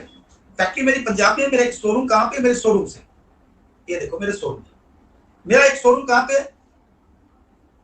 मेरा एक शोरूम कहां पे? पंजाब में एक फैक्ट्री है, जहां मान लो मेरी फैक्ट्री अंबाला में, ठीक। मैंने अमृतसर में मैंने एक शोरूम खोल के रखा है, और मैंने जलंधर में एक शोरूम खोल के रखा है, बोलो ओके। अब इसके बाद मैंने क्या बुद्धि की, मैंने दिल्ली में एक वेयर हाउस खोल लिया, मैंने एक वेयर हाउस खोला, दिल्ली में क्या खोला? वेयर हाउस, ठीक है। और अमृतसर वाला रजिस्टर्ड है, जलंधर वाला नहीं है। वेयर हाउस कहां पे खोला? मैंने दिल्ली में एक वेयर हाउस खोल लिया। अब जब मैं फैक्ट्री से अमृतसर में कुछ भी सामान भेजूंगा अपने शोरूम में, ये सब शोरूम में, या फिर मैं जलंधर में कुछ भी बेचूंगा शोरूम में, तो इसको तो वो लोग क्या करेंगे? सप्लाई मान लेंगे, बोला सर ये सप्लाई है, और इसके ऊपर यानी कि मुझे जीएसटी लगा के सप्लाई करनी पड़ेगी, ये सप्लाई है, मुझे जीएसटी लगा के सप्लाई करनी पड़ेगी। पर जलंधर में मैं सप्लाई करूंगा, जीएसटी से बच जाऊंगा, जीएसटी नहीं लगेगी। वेयर हाउस, यहां से यहां जो मैं सप्लाई करूंगा बेटा ये सप्लाई है, मेरी ही ब्रांच को कर रहा हूं, ये सप्लाई है, जीएसटी लगाना पड़ेगा। अब मैंने वेयर हाउस क्यों खोला? वेयर हाउस के पीछे खोलने के पीछे मेरे पीछे एक रीजन था, मैं वेयर हाउस से मेरी कई सारे शोरूम है दिल्ली में, दिल्ली में मेरे कई शोरूम है, ठीक है।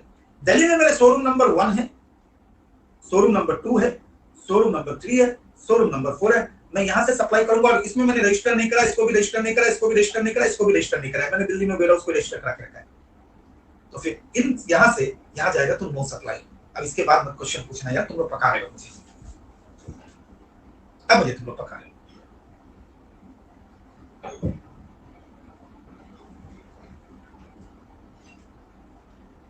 सर अगर मैं ऐसा कहूं कि शोरूम अमृतसर में बोलता हूं और जिसमें कस्टमर आते हैं और नहीं कस्टमर आते ही नहीं है और सिर्फ नाम के हैं जलंधर में पर कस्टमर है तो मेरे जीएसटी बच जाएगा।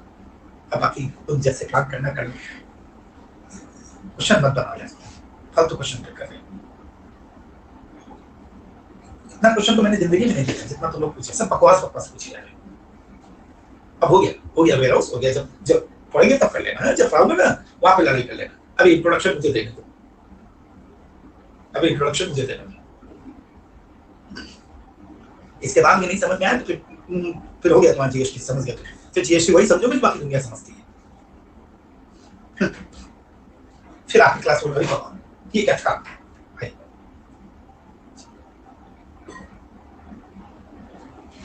तो रिलेटिव एंड डिस्टिंक्ट पर्सन दोनों क्लियर, एक एक करके वर्ड बोलो तो। रिलेटिव एंड डिस्टिंक्ट पर्सन दोनों क्लियर। रिलेटिव की डेफिनेशन याद हो गई होगी, स्पाउस चिल्ड्रन फैमिली मेंबर आ जाएगा, लीगली रिकॉग्नाइज्ड पार्टनर आ जाएगा, एम्प्लॉय आ जाएगा, we are officer director in each other business. Okay sir, अब ध्यान से देखो B permanent disposal of business asset in ITC was taken earlier. इसमें सीखने लायक बहुत सारी चीजें, बी वेरी केयरफुल, इसमें सीखने लायक बहुत सारी चीजें। देखो हमारी भाई है साई ने एक बिजनेस एसेट खरीदा, साई ने बिजनेस एसेट खरीदा, मान लो कार, जो कार बिजनेस के लिए यूज होती है, ठीक, खरीदा कार, बिजनेस एसेट है, कार खरीदा, ठीक है। कब खरीदा? 1 जनवरी 2018 को इसने गाड़ी खरीदी। ओके सर, ये दो तरीके की जनरल एंट्री पास करेगा। क्या बात कर रहे हो सर, अब जनरल एंट्री में चले गए। हाँ, मैं तो जनरल एंट्री वाला आदमी हूं, चार्टर्ड अकाउंटेंट तो मैं जनरल एंट्री समझूंगा। मैंने एक जनरल एंट्री पास की, asset account debit 4,50,000 to bank 450। इसमें मैंने ब्रैकेट में लिख दिया कॉस्ट है 4 लाख की और जीएसटी है 50,000 का, ठीक हो गया। डेप्रिसिएशन में कितने पे क्लेम करूंगा? Depreciation under section 32 of income tax जब मैं कैलकुलेट करूंगा तो मैं डेप्रिसिएशन कैलकुलेट करूंगा 4.5 के ऊपर। मैंने ऐसे 4.5 करके 4 पे ऐसे करूंगा। सर क्यों करूंगा भाई? मैंने अगर आपने आयुष अगर मैंने एसेट अकाउंट डेबिट किया 4 लाख रुपया तो फिर मैं डेप्रिसिएशन भी 4.5 लाख पे दूंगा ना। पर अगर मैंने जनरल एंट्री कुछ और पास की, एक जनरल एंट्री ये पास की एज ए चार्टर्ड अकाउंट, तो देखो तुम्हारे क्लाइंट ने कौन सी जनरल एंट्री पढ़ी। एसेट अकाउंट डेबिट 4.5 लाख रुपया, क्रेडिट रिसीवेबल, कौन सा? Credit receivable, credit receivable charge, credit receivable 50,000 to bank, इतना 4.5, ठीक। इसका मतलब इस एंट्री में उसने जो परचेज किया, इनपुट मतलब परचेज, जो परचेज उसने किया उसके ऊपर जो टैक्स था उसका क्रेडिट उसने लिया। इसका मतलब समझ लो, इसको बोलते हैं आईटीसी। मैंने जो परचेज किया, इनपुट का फुल फॉर्म क्या है, ध्यान से सुनो, जो मैंने परचेज किया उसके ऊपर जो मैंने टैक्स दिया उसका मैंने क्रेडिट ले लिया। आईटीसी लिया कितने के ऊपर? 50,000 का आईटीसी लिया। इसका मतलब डेप्रिसिएशन कितने पे कैलकुलेट करूंगा? 4 लाख पे। इसका मतलब यहाँ पे जो जनरल एंट्री पास की उसमें नो आईटीसी है, ये जनरल एंट्री को जो मैंने पास किया उसमें नो आईटीसी है। बोला अगर आप आईटीसी नहीं लेते हो तो डेप्रिसिएशन आप फुल वैल्यू पे लेते हो, और अगर आप आईटीसी लेते हो तो डेप्रिसिएशन आप एक्सक्लूडिंग जीएसटी को डेप्रिसिएशन नहीं लेते हो। इन दोनों एंट्री से आपको पता चल गया। अगर मैं इस पॉइंट पे जाऊं, ये क्या बोला? Permanent disposal of business asset in ITC was taken earlier. तुमको सपना थोड़ी आएगा आईटीसी कैसे लिया। तो क्या चेक करोगे? Chartered accountant as a article क्या चेक करोगे? Journal entry. वो जब एसेट परचेज किया गया होगा उस समय जनरल एंट्री क्या थी? मैंने 2 मिनट में देख लिया, एसेट कितना तारीख को परचेज, जनरल एंट्री देखी। अगर ये वाली जनरल एंट्री पास की गई है, अगर ये वाली जनरल एंट्री पास की गई है तो गेम चेंज, और अगर ये पास की गई तो दोनों में गेम चेंज। अच्छा ओके, यानी कि ये जनरल एंट्री पास की आईटीसी लिया और इस जनरल एंट्री में आईटीसी नहीं लिया। तो आप इस पॉइंट को क्या होता है? बोला आपके पास कोई एसेट है जो आपने डिस्पोज कर दिया, आपने डिस्पोज कर दिया, और आपने डिस्पोज किया, पर उस एसेट के ऊपर अगर आपने पहले आईटीसी लिया, ये वही बात है। ये जो बताया ना, ये बंदा जो जहरीला बंदा है, जो हमेशा क्वेश्चन पूछता रहता है, जहरीला बंदा, वो कौन? वो जहरीला, जो सबसे जहरीला बंदा। अबे क्वेश्चन पूछ रहे हो नहीं पाया। अबे ने क्या किया? जब इनका गर्लफ्रेंड थी तो अबे ने मोबाइल आईफोन खरीद के दिया, फोन को रिचार्ज करा के दिया, सब कुछ किया, ब्रेकअप हो गया। अबे कोई हमारे जैसा साधारण बच्चा को लेके यार अपनी गर्लफ्रेंड छोड़ दिया। अबे ने अपनी गर्लफ्रेंड को बस सुनो बाबा, अब तो ब्रेकअप हो गया, मेरा आईफोन वापस करो, जो रिचार्ज किया तो सारा पैसा वापस करो। हाँ अबे, यानी कि इनकम डिपार्टमेंट भी अबे ही है। डिपार्टमेंट ने कहा सुन मुन्ना, सुन इधर, जब तुमने परचेज किया था तुमने आईटीसी क्लेम किया था? बोला हाँ किया था, मैंने तो आईटीसी क्लेम किया था। तो अब अगर आप उसे डिस्पोज कर रहे हो तो मैंने जो दिया मेरा वापस कर, तो बेकअप हो रहा है। अब जो मैंने दिया मेरा वापस कर, वापस कर। अब वापस करोगे तो कैसे करोगे? इसी वजह से सप्लाई मान लिया गया है। अब समझ में आयो मेरा वापस कर, जो मैंने दिया वापस कर दे, मेरा मोबाइल दे, मेरा रिचार्ज दे, खाना दे, खाना दे। हाँ, अब इसी पॉइंट पे एक पॉइंट हो सकता है, ध्यान से देखो। ए लिमिटेड, ध्यान से देखो, ए लिमिटेड है, ठीक है, ए लिमिटेड के पास एक मान लो स्टॉक है, एक गाड़ी है, चलो गाड़ी लेते हैं, गाड़ी है, ये गाड़ी उसका बिजनेस एसेट है, ठीक है। और मुझे पता चला कि इस गाड़ी को वो क्या कर रहा है, कितना वापस करेगा बाद में ऐसे, वो बहुत टाइम उसको सीखने के लिए भी सारा जीएसटी आदि पढ़ लोगी क्या? ए लिमिटेड इन मार्शल उस आईटीसी का मतलब इतने अच्छे से तुमको बताया आईटीसी, उसके बाद भी तुम्हें नहीं आया। आईटीसी मतलब इनपुट टैक्स रेट, वो भी मत छोड़ो, इंग्लिश में मत जाओ, हिंदी में जाओ। तुमने परचेज किया, बोला किया, उसके ऊपर जो टैक्स का पेमेंट किया, बोला किया, उसका मुझे क्रेडिट मिल जाएगा। तो आई फॉर परचेज का तो इनपुट, इनपुट पे जो टैक्स या इनपुट टैक्स, उसका क्रेडिट मुझे वापस मिलेगा, उसको बोलते हैं इनपुट टैक्स, ठीक है मार्शल। अब ए लिमिटेड ने इसको ट्रांसफर किया, ठीक से देख के आंसर देना, हड़बड़ाना मत, ऐसे केस स्टडी एग्जाम में रहेगी। ट्रांसफर किया, तो ट्रांसफर किया तो इसमें ट्रांसफर तो कर दिया, बोला ओके सर ट्रांसफर केस में क्या टेंशन है?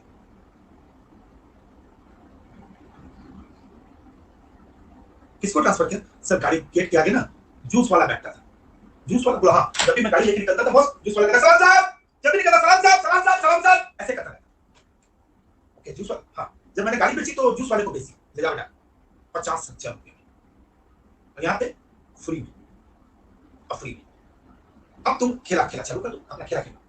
अगर मैंने अपनी कंपनी के गाड़ी को बिजनेस एसेट को ट्रांसफर किया, पैसे भी लिए, क्या लिए? पैसे भी लिए, हाँ लिए सर, पैसे भी लिए, तो पैसे भी लिए और बिजनेस एसेट को ट्रांसफर किया, तो ये है 7(1)(a), क्योंकि बिजनेस का एसेट था प्लस कंसीडरेशन भी था। आगे बात खत्म, कंसीडरेशन भी था और हाँ सर आगे फ्री में दिया, तो ये चला जाएगा 7(1)(c) में, क्योंकि बिजनेस एसेट तो है, बी तो है, पर प्लस सी नहीं है, सी नहीं है, 1 में चला जाएगा। इफ, अब इसके आगे खाली नहीं लिख सकते, इसके आगे लिखना है इफ आईटीसी यानी कि क्रेडिट वाज टेकन अर्लियर, अगर आपने क्रेडिट पहले लिया था तो, और नहीं लिया था तो फिर सप्लाई नहीं है।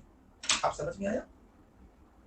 आप समझ में आ गया कि अगर मैं फ्री में सप्लाई करता हूं बिजनेस एसेट को, तो मेरे लिए सप्लाई एक ही कंडीशन है, अगर वो आईटीसी पहले लिया तो, नहीं तो फिर नहीं। और पैसा है तो 7(1)(a) में जिंदा है। क्रेडिट से क्या फायदा होता है बेटा? कल बताऊंगा क्रेडिट का फायदा। आज अगर मौका मिला लास्ट के 15 मिनट तो मैं बताऊंगा क्रेडिट का फायदा। मैं तो आज बता देता, पर तुम लोग इतने जहरीले क्वेश्चन आए डिस्ट्रिक्ट पर्सन में, जहां पे कभी किसी ने क्वेश्चन नहीं पूछे, उसमें मेरा 15 मिनट तुम लोगों ने खराब कर दिया।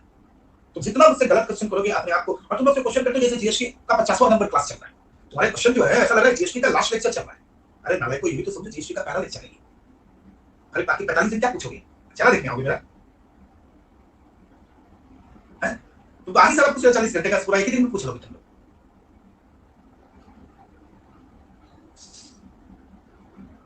पैंतालीस लेक्चर नहीं रहना लाइक को, 45 घंटे में जी 45 लेक्चर पकड़ा गए हो क्या? हैं? पकड़ा गए हो? चतुर सिंह बनना है या रंचो बनना है? 45 घंटे में जीएसटी खत्म, खत्म नहीं, मेरा नहीं, हमारा, हमारा खत्म। चलो आगे बढ़े। अब इसके बाद किसी के मन में अभी भी कोई शंका है तो बोल दो, धीरे धीरे बोल दो। सप्लाई, मैं जानता हूं यहाँ कई बच्चे ऐसे हैं जो सप्लाई पढ़ चुके होंगे, इधर पढ़े होंगे, उधर पढ़ोगे, वहां पे पढ़ोगे, कई बच्चे, ऐसा नहीं है कि नहीं, ऐसा मत बोलना, नहीं पढ़े, पढ़े। उनको इतनी देर में समझ में आ गया होगा कि आपने जहां जहां जहां आपने 3 घंटे 4 घंटे 5 घंटे लगाए, वो 5 घंटे में 15 मिनट का खेला था।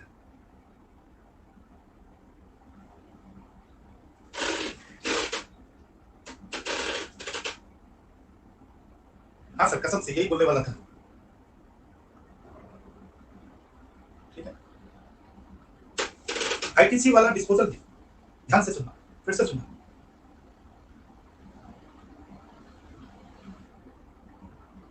अच्छा सिरका ये अम्मी ध्यान से दे, तुम्हारे पास एक गाड़ी है? हाँ शायद मुझे पता है तुम्हारे पास गाड़ी है। बोले हाँ गाड़ी है। तुमने जब परचेज किया तो जनरल एंट्री क्या पास की थी? तुमने जब परचेज किया था तो जनरल एंट्री क्या पास की थी? बोले सर मैंने जनरल एंट्री पास की थी ये वाली। कौन सी जनरल एंट्री पास की थी सर? बोले ये purchase asset account debit to credit, receivable account debit to bank, यानी कि आपने क्रेडिट लिया, आपने आईटीसी लिया यानी कि क्रेडिट लिया। जब क्रेडिट यानी कि सरकार ने आपको क्रेडिट दिया था, आप उसी एसेट को तुम बेच रहे हो, तब वो बोल रहा है कि अगर फ्री में आप जब दे रहे हो उस एसेट को, बिजनेस एसेट को, उसे हम सप्लाई मान लेंगे 7(1)(c) में, अगर आपने क्रेडिट लिया तो। अगर आपने क्रेडिट लिया तो, नहीं लिया तो फिर सप्लाई नहीं है, भूल जाओ। अब इंपोर्ट में आ जाए, इंपोर्ट को डेवलप करें। यही इंपोर्ट है सबसे ज्यादा गंदा आइटम, पूरे के पूरे जीएसटी का सबसे ज्यादा गंदा आइटम जो है वो इंपोर्ट है। ये पता होगा मैक्सिमम लोगों को, वहां से पता है। तो चलिए इंपोर्ट के बारे में बात करते हैं।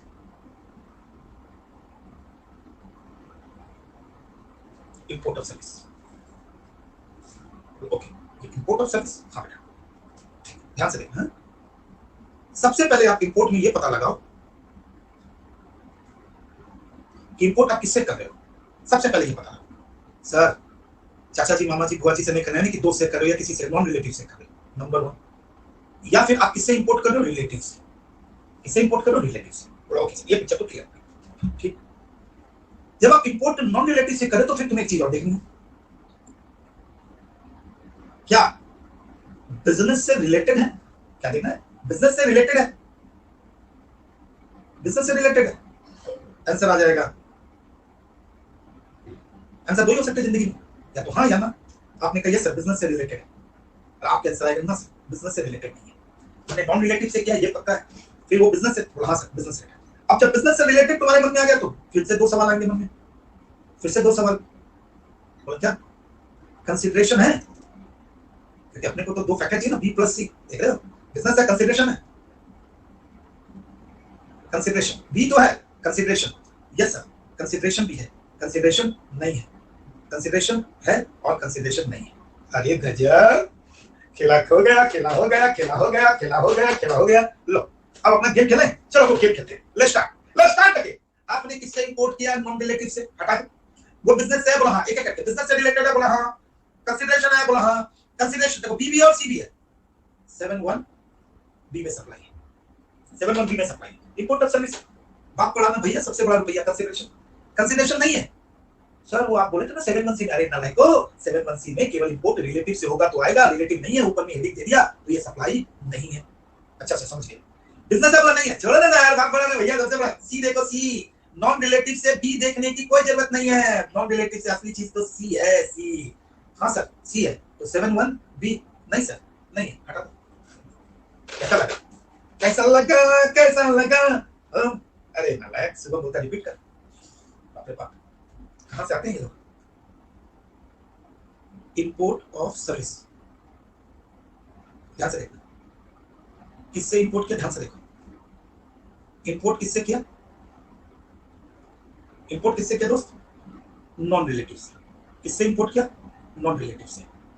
एक खाली वर्ड देख, इधर देख, कंसीडरेशन है, पैसा है, बोलो यस सर है। कंसीडरेशन है, बोलो नहीं है सर। कंसीडरेशन है तो चुपचाप यहां बैठा दे, 7-1 बी। नहीं है तो नहीं।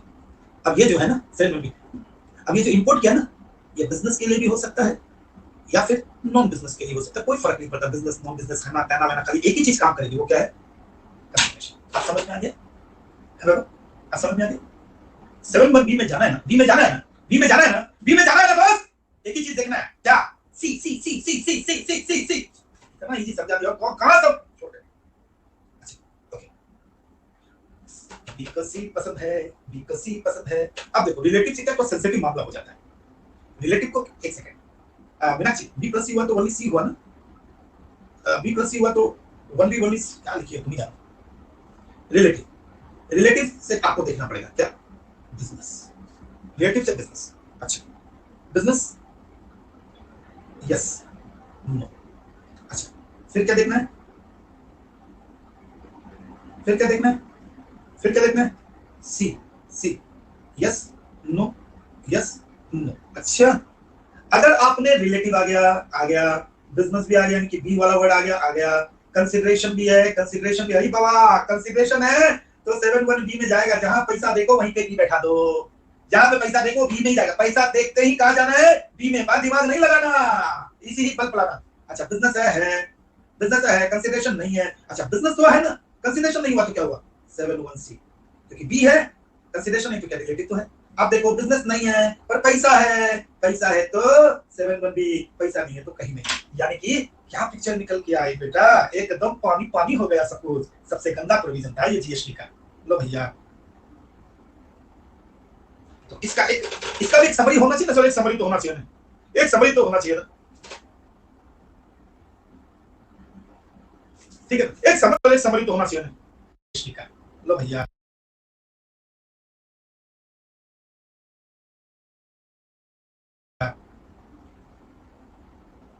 तो इसका भी एक समरी होना चाहिए ना सर, एक समरी तो होना चाहिए ना, एक समरी तो होना चाहिए ना, ठीक है, एक समरी, इसका भी एक समरी सर, आपको पता है आप समरी कर दोगे। लो बेटा, तुम लोग को इतना मेरे पे भरोसा है, तुम लोग, मैं इसका भी समरी कर देता हूँ। जब भी आप इंपोर्ट ऑफ सर्विस करो, जब भी आप इंपोर्ट ऑफ सर्विस करो, तो सबसे पहले चुपचाप आप देख लो, चुपचाप आप एक चीज देख लो, क्या देखे सर, कंसिडरेशन है क्या, कंसिडरेशन है, हाँ सर, चुपचाप बैठा दो, खत्म का, बैठा चुपचाप चुपचाप बैठा दो। अब लड़की पूछेगी, मीनाक्षी पूछेगी, सर रिलेटिव से किया तो बैठा दो, सर नॉन रिलेटिव से किया बैठा दो, सर बिजनेस के लिए किया बैठा दो, सर नॉन बिजनेस के लिए क्या बैठा दो। क्या बात करना है, एक ही चीज देखना था क्या, कंसीडरेशन एक में बैठा रहे, इतना देर से तो यही समझा रहे थे, अभी तक नहीं समझ में, तो हम क्या करें, हो गया बात खत्म। कंसीडरेशन देखते ही बी में ना तो रिलेटिव देखना है, ना नॉन रिलेटिव देखना है, ना बिजनेस देखना है, ना बिजनेस देखना है, यही तो बात है,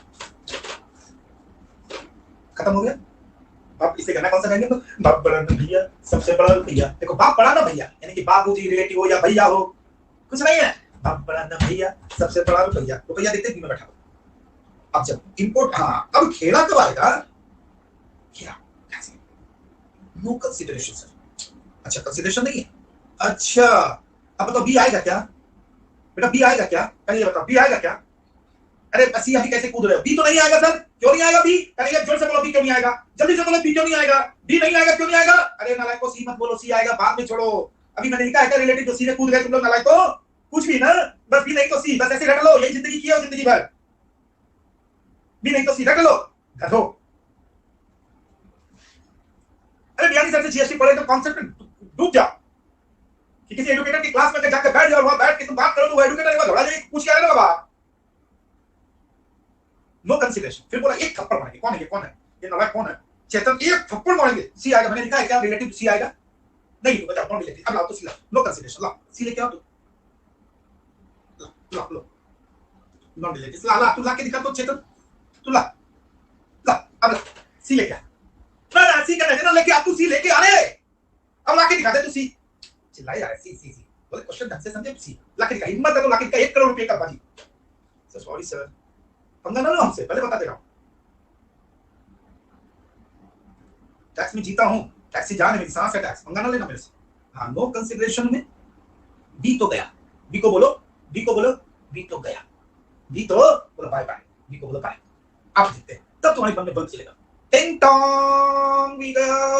अच्छा सर एक बात खाली इतना बता दो, कंसीडरेशन नहीं है, बिजनेस है, इतना बता दो खाली, अब बात करते हैं बिजनेस,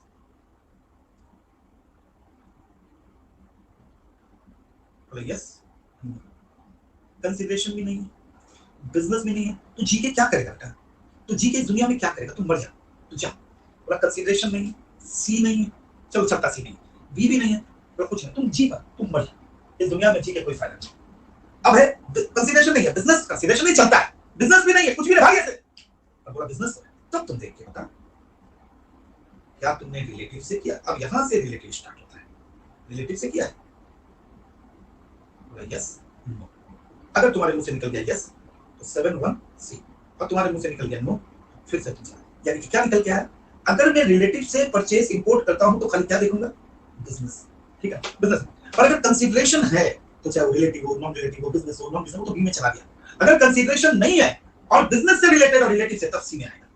अभी भी किसी के मन में डाउट हो तो मैं 2 मिनट वेस्ट कर देता हूं, पौने 2 घंटे की क्लास हो चुकी है, पता है तो लोगों को, पौने 2 घंटे हम लोग पढ़ चुके हैं,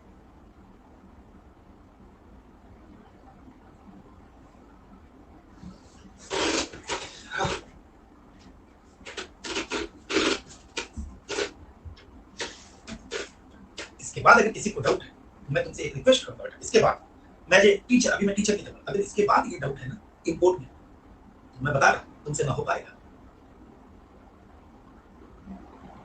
तुमसे ना हो पाएगा, पहले समझ लेना, फिर धाजमे की गोली खा लो, फिर से क्लास से लेक्चर रिवाइंड कर लेना, बोले तुम सोचो मैंने पहले इंपोर्ट का पूरा डिस्क्रिप्शन दे दिया, ठीक है, एक चार्ट ये बना दिया, उसका समरी भी बना दिया। एक चीज जो सबसे इंपॉर्टेंट चीज थी वो लिख दिया कि भाई कंसीडरेशन जब भी हो ना, पूछ मत देखना, सीधा बी में लेके जाना। और सी में कब लेके जाना? अगर वो रिलेटिव से हो और बिजनेस से हो। यानी कि सी में कब आएगा? अल्टीमेटली मुझे पता है तुम लोग, मैं अपने तुमसे बहुत प्यार करता हूं बेटा, इसलिए सी में कब जाएगा? बहुत प्यार करता हूं। पहला बिजनेस के पर्पस से होना चाहिए एंड रिलेटिव से आना चाहिए, बस और कुछ चाहिए, ठीक है। और अगर अच्छा एक सेकंड, नहीं हाँ, बी प्लस सी तो हमेशा 7 1 ही होगा। किसके लिए बोल रही हो? इंपोर्ट के लिए या किसी और चीज के लिए? और बेटा क्लास 15 मिनट इंपोर्ट के लिए तुम जाओ बेटा, तुम जाओ। मुझे मुझे महिषासुर बनने के लिए प्रेरित मत कर। तुम मुझे महिषासुर मत बनाओ बेटा, महिषासुर मत बना कि मैं फिर भैरव बाबा बन के तुम्हारे सर पे डांस करूं, ऐसा ना कर। इंपोर्ट में एक हफ्ते आने लग गया है। देखो फ्रेंकी, ये पढ़ाई करी, ये सेंटर देगी ऐसे है, ये सेंटर देगी। अगर इसके बाद नहीं समझ में आए तो तुमसे ना हो पाएगा। पहले बता, पहली बार मैं बोल रहा हूं, अगली बार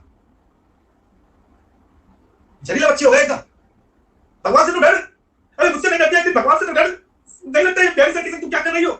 फिर तुम बोल रही बस ये एंटर कर रहे हो। अरे आस पड़ोस वाले भी समझ आएंगे ऐसा क्वेश्चन करने के बाद। ये 7 1 ए में ले जाएंगे। अरे भाई 7 1 ए में एसटीडी पे ला रही है, इंपोर्ट का रिलेशन बी और सी में है, एक कहां से बीच में आ गया? कहीं भी लिखा है क्या? बोलो नहीं, अब तुम बोलो।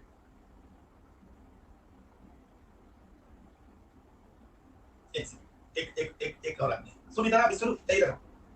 अगर तू बस सामने रहता ना, मैं दोनों चुटिया पकड़ के तुमको गंगा स्नान करो देता। शर्म नहीं आती अपने आप को ये बोलते तू सी एंटर कर रहा है? खुद तो खुद पे शर्म कर ले। देखा है 7 1 be not related to business, तो बिजनेस क्यों इंक्लूड किया है? अरे नालायक,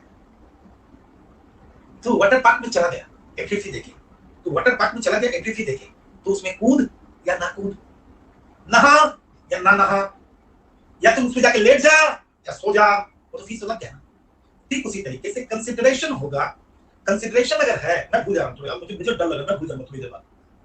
क्या था सर? मैं भूल जाऊंगा इनके क्वेश्चन देख के, मेरा डाउट हो गया। तो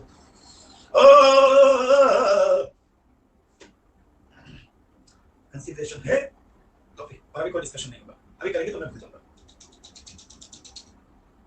अच्छा मैं इस साइड का स्क्रीनशॉट रखूं, ठीक है? ओके ठीक है, मैं स्क्रीनशॉट रख लेता हूं। ठीक है बेटा, तुम बहुत अच्छा सजेशन दिया, रख लेते हैं। आओ तो एक बात फिर से ये रखा।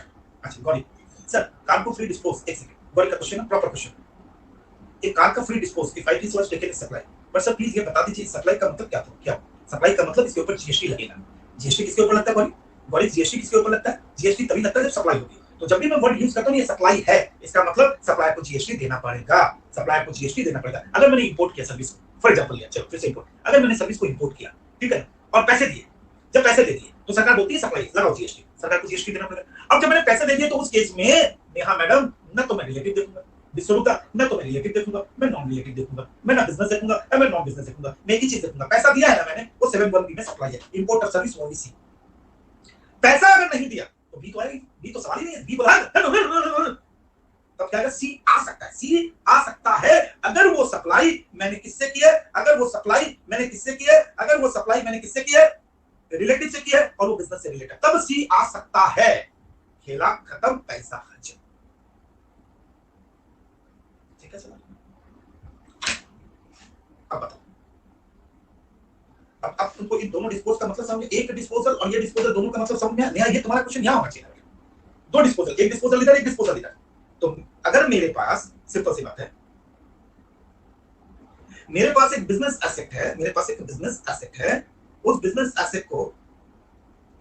एसेट को मैंने क्या किया, उस बिजनेस एसेट को मैंने डिस्पोज किया, ठीक है बेटा, डिस्पोज कर दिया बिजनेस एसेट। तब क्या देखिए कंसीडरेशन है या नो कंसीडरेशन या फ्री हो सकता है कंसीडरेशन। अगर बेटा कंसीडरेशन है तो डिस्कशन यही बंद कर देते हैं। कंसीडरेशन अगर तो डिस्कशन बंद हो गया, सीधा 7 1 ए में चला जाएगा। क्यों? क्योंकि बिजनेस एसेट प्लस कंसीडरेशन था। अगर फ्री में है, तब क्वेश्चन यहां जनरेट होगा, आईटीसी वाज टेकन अर्लियर, क्या आईटीसी वाज टेकन अर्लियर, तब एक क्वेश्चन खड़ा हो गया। तब आपके सवाल आएंगे, यस सर आईटीसी मैंने लिया था और आईटीसी मैंने नहीं लिया था। अगर आपने आईटीसी लिया था तो फिर ये 7 1 सी में चला जाएगा, और आईटीसी नहीं लिया तो कहीं नहीं जाएगा। आज बात समझ में नहीं आई? ये क्वेश्चन ऐसा होगा चाहिए। इंपोर्ट कभी भी ए में नहीं जा सकता, इंपोर्ट बी और सी में जाएगा। होगी बात खत्म, ठीक है बेटा बच्चा, कोई टेंशन नहीं। डांट भी तो बुरा मत मानना, और हाँ यार मैंने अगर डांटा तुम्हें बुरा लगा तो विश्वरूपा तुम्हें बुरा लगा तो मुझे माफ कर देना, हाथ जोड़ के माफी मांगो। उस समय मैंने डांट दिया कि तुम समझा, मैं तुम्हें समझा सकता, ठीक है? दिल से माफी मांगता हूँ कि मैं डांटा हूँ तो उस समय केवल इसलिए कि तुम्हारे दिमाग में कुछ चला जाए, मैं दिल से नहीं डांटा। चले स्टार्ट करें। गुरु हो तो क्या हुआ, गुरु का तो मैं डांटे जाऊंगा क्या? ठीक है, एक बात कभी तुमने ये सोची, एक बात सोचिए तुम लोग, ये तो इंट्रोडक्शन है। कभी एक छोटा सा इंपॉर्टेंट एक फैक्टर सोचो, ये तो इंट्रोडक्शन है। अभी तो 800 पढ़ने का मटेरियल बाकी है। इतने जितने तुम्हारे क्वेश्चन आए सारे वहां मटेरियल में होगा ना। जितने भी तुम्हारे क्वेश्चन हैं, जितने भी तुम्हारे क्वेश्चन हैं, तुमको नहीं लगता मेरे मटेरियल में सबका सॉल्यूशन होगा? सबका सॉल्यूशन, सबका सॉल्यूशन। एक एक चीज जो तुमने पूछी है ना, सब कुछ वहां मिलेगा, एग्जांपल के साथ मिलेगा, सब कुछ मिलेगा। क्यों तुम बोल रहे हो ना, जितने क्वेश्चन पूछे सब मिलेगा। तो बोला यार ये क्या किया मैंने, अपने सर पे हाथ दे दिया यार, छी छी छी छी, पहली क्लास में सर को इतना तंग किया। हाँ, ये पूरे 50 क्लास का एक छोटा सा कंसेप्ट है, बहुत कम। डोरेमोन पूछा डायरेक्ट टैक्स का वॉल्यूम 1 नहीं दूंगा। जा, अब तो मैं डायरेक्ट टैक्स का वॉल्यूम 1 नहीं दूंगा, चाहे कुछ भी हो जाए। अब तो नहीं दूंगा, तो नहीं दूंगा।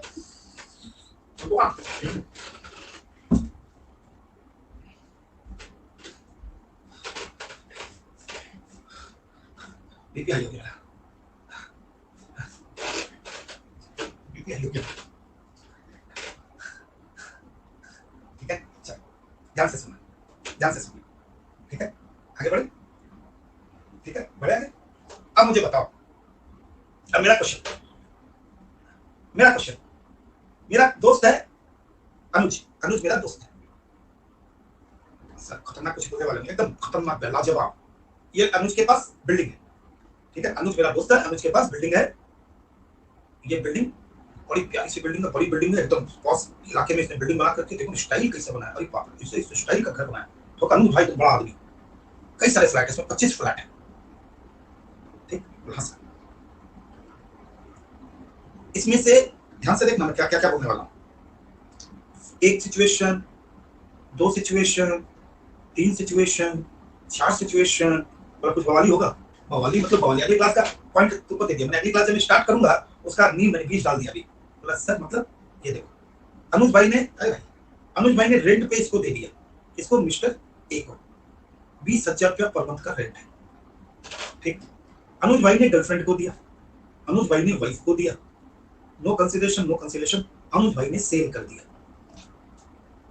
अच्छा, मैं आपको ये प्रॉमिस कर सकता हूं, आज तक मैंने एग्जांपल नहीं दिया, पहली बार मैं अपनी क्लास में एग्जांपल दे रहा हूं। तोड़ के दिया, आज एक जगह दिया। देखो, अगर अनुज भाई ने रेंट पे दे दिया तो ये 7-1 ए है, किसी को कोई डाउट है क्या? अनुज भाई ने रेंट पे दिया तो ये 7-1 ए है, किसी को डाउट है क्या? और अगर किसी को डाउट है तो सर हम उसके घर जाके पीटेंगे आज। तो आप छोड़ दीजिए, आराम करिए, हम लोग संभाल लेंगे उसको, हम ही लोग संभालेंगे आज, आप छोड़ दीजिए। ठीक है बेटा, थैंक यू, तुम लोग संभाल लेंगे उसको। अगर किसी को डाउट है, क्यों? क्योंकि बीबी और सी गर्लफ्रेंड को दिया तो नॉट ए सप्लाई, क्यों? क्योंकि कंसिडरेशन तो नहीं है। अच्छा, वाइफ को दिया तो 7-1 में जा सकता है, रिलेटिव अगर, और आपने रिलेटिव को रिलेटिव अगर कुछ होता है तो फिर वो कंसिडरेशन नो बिजनेस, क्यों? क्योंकि बी तो है, बी। आप देखा, सेल कर दिया, सेल कर दिया, कहां लेके जाओ? सेल क्या 5 लाख रुपए में, सेल क्या 15 लाख में, तो नॉट ए सप्लाई है। क्या बोला नॉट ए सप्लाई ना बेटा, ओ सॉरी गलती हो गया, अरे यार ये क्या कर दिया मैंने, oh my God. Supply of goods, goods का मतलब क्या होता है? मूवेबल। गुड्स का मतलब क्या होता है? Movable. Any article which is movable in nature. और ये बिल्डिंग, अब मैंने जो एग्जांपल दिया, किसका एग्जांपल दिया दोस्त? एग्जांपल जो दिया किसका दिया दोस्त? बिल्डिंग का। बिल्डिंग नॉट ए सप्लाई, क्यों? क्योंकि ये जो बिल्डिंग है, नाइदर गुड्स, ना तो ये गुड्स है, ना तो गुड्स है, नॉट सर्विसेज, ना तो ये सर्विस है। तो उसके ऊपर आप जीएसटी कैसे लगा दोगे? मजा आ गया, मजा आ गया, मजा आ गया, मजा आ गया, मजा आ गया, मजा आ गया। ठीक है, तो GST is a tax, agree. किसके ऊपर? Supply, supply. और अच्छा, जिन लोगों ने पहले कभी जीएसटी पढ़ा वो बताओ मुझे, क्योंकि तो मेरा पहला लेक्चर इंट्रोडक्शन का था, उन लोग बताओ उनको कैसा लगा। तो पहली बार पढ़ा वो बार-बार क्या बता रहे हैं? I hope you love the concept of GST. So this is my GST. This is my GST.